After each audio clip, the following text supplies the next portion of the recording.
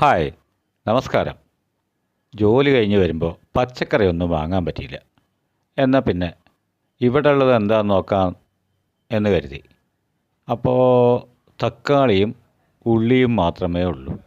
എന്നാൽ പിന്നെ ഒരു തക്കാളി സാമ്പാറായി കളയാമെന്ന് കരുതി. എങ്കിൽ പിന്നെ നമുക്ക് വേഗം അതിലേക്ക് കിടക്കാം.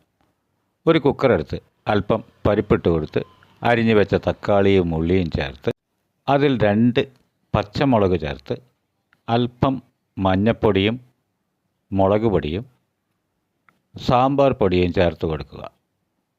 ആവശ്യത്തിന് ഉപ്പുമിട്ട് നമുക്ക് അതൊന്ന് വേവിച്ചെടുക്കാം.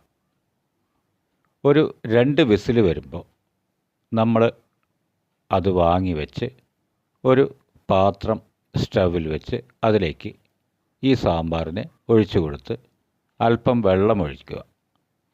എന്നിട്ട് ഒന്ന് തിളപ്പിച്ചതിന് ശേഷം ഒരു 1/4 സ്പൂൺ പഞ്ചസാര ഇട്ട് കൊടുത്ത് അല്പം കായപ്പൊടിയും ഇട്ട് കൊടുത്ത് നമുക്ക് അതൊന്ന് വാങ്ങി വയ്ക്കാം.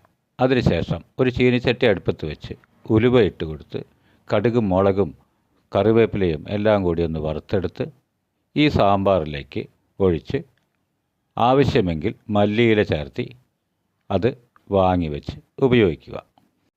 പെട്ടെന്നൊരു സാമ്പാർ തയ്യാറായി. ഈ വീഡിയോ ഇഷ്ടമായാൽ സപ്പോർട്ട് ചെയ്യുക, സബ്സ്ക്രൈബ് ചെയ്യുക. Okay, by.